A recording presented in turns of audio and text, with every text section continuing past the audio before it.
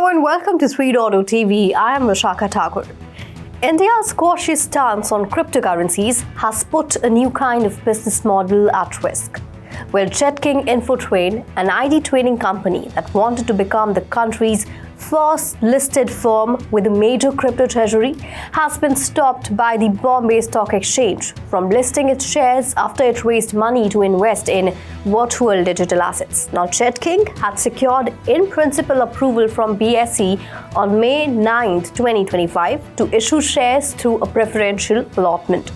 Now, on May 23rd, its board cleared the allotment of over 3.96 lakh shares worth more than 6 crore. The company's filings listed education and skill development, general corporate purposes, and acquisition of VDAs as objectives. However, BSE rejected the listing application, stating that the policy on investment in virtual digital assets is under review.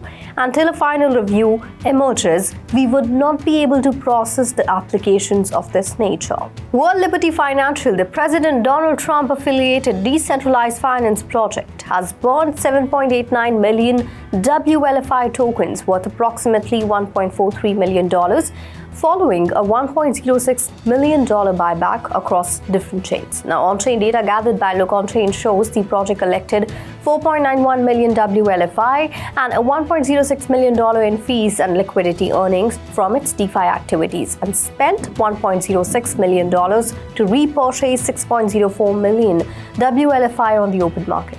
The move follows a 33% drop in WLFI's price over the past month. Now, according to WLFI team, this mechanism aims to reduce total supply and alleviate selling pressure.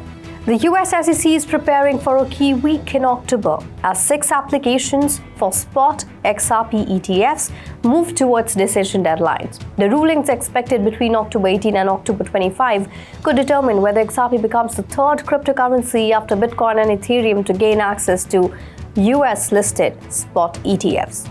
Well, Grayscale's XRP ETF is set for review on October 18. The 21 shares Core XRP Trust ETF will follow on October 19.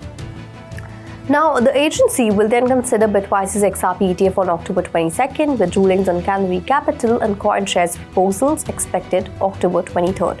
WisdomTree's XRP ETF filing completes the week on October 24.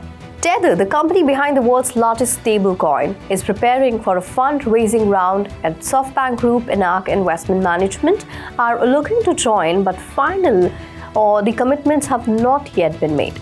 According to Bloomberg's report on Friday, the investment firms are among high-profile backers, holding early discussions as Tether seeks new capital to boost its global presence. Tether is looking to raise between $15 billion and $20 billion by selling about a 3% stake through a private deal. If this deal goes through, the company could be valued at close to $500 billion. Now, that would make Tether one of the most valuable private companies in the world, in the same league as OpenAI and other tech giants. Crypto exchange Bybit has confirmed the listing of Ripple's dollar-backed stablecoin RLUSD on its platform. This came shortly after BlackRock and Vanguard integrated the stablecoin into their tokenized funds earlier this week. Bybit shared that stablecoin will be available for spot trading and will be open against USDT, Bitcoin, Ethereum, XRP, and Mantle. Now, Bybit has enabled deposits and withdrawals for RLUSD on both Ethereum blockchain and the XRP ledger, the two networks where the token is natively issued. Now, however, the availability of these pairs will depend on jurisdictional rules, but the listing still provides traders and investors with a wider set of options to interact with the stablecoin. Ripple has partnered with Ondo Finance to combine traditional finance with blockchain technology. This partnership introduces tokenized US Treasuries on the XRP ledger. The RLUSD stablecoin powers this initiative, enabling 24/7 minting and redemption of OUSD tokens. The focus of this move is primarily on institutional users. Now, this collaboration centers on the minting and redemption of OUSD tokens, which are backed by Ripple's RLUSD stablecoin. Ripple and Ondo Finance are also positioning XRPL to challenge Ethereum in the realm of real-world asset tokenization. Leading cryptocurrency exchange LBank has signed a historic sponsorship deal with the Argentine Football Association, partnering as a regional sponsor of the FIFA World Cup winning team.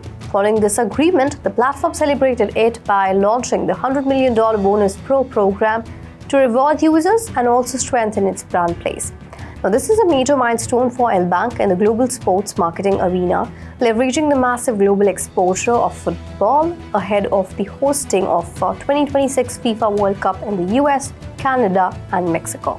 ASTER dominates decentralized Perp trading with $42 billion in daily volume. Meanwhile, Wintermute moved $4.8 million in tokens to exchanges. Now, ASTER has emerged as the front-runner in decentralized perpetuals trading. According to DeFi Llama data, it has handled more than $42 billion in 24-hour Perp volume, generating around $15 million in daily protocol fees. These figures put it well ahead of rivals such as Hyperliquid, DYTX, and GMX. So CZ has even publicly bagged ASTER, coinciding with the token's 1,500% price rise. Meanwhile, one of the biggest crypto market makers, Wintermute, has sent the token to major exchanges. Arkham Intelligence data shows consistent outflows of these tokens from Wintermute wallets into Bybit and Gate. Vanguard, the world's second largest management or asset management company, is working towards allowing its brokerage platform clients to invest in crypto ETFs. The firm is the largest mutual fund issuer and manages over $10 trillion of assets while being a major provider of ETFs. According to a report by Crypto in America, Vanguard said that it has begun laying the groundwork and holding external discussions in response to strong client demand for digital assets and a shifting regulatory environment. The firm clarified that there are currently no plans for Vanguard to launch its own products, as BlackRock has done. Instead, the firm is considering letting brokerage customers access select third-party crypto ETFs, though it remains unclear when a decision will be made or which products would be offered. SWIFT, the global interbank messaging network, is finally moving forward to test its on-chain messaging system on Linea, the Layer 2 blockchain developed by consensus after months of negotiating. Several major banks, including BNP Paribas, BNY Mellon, will take part in the multi-month trial. The test aims to explore how blockchain could improve speed and how easy the system can be programmed for international payments. Now, according to a report by Big Whale, the banks will also test how stablecoin can be used to support tokenized transactions. So that's all in the bulletin today. Keep watching 3.0 TV for more such updates and do log on to our website www.3versetv.com or scan the QR code.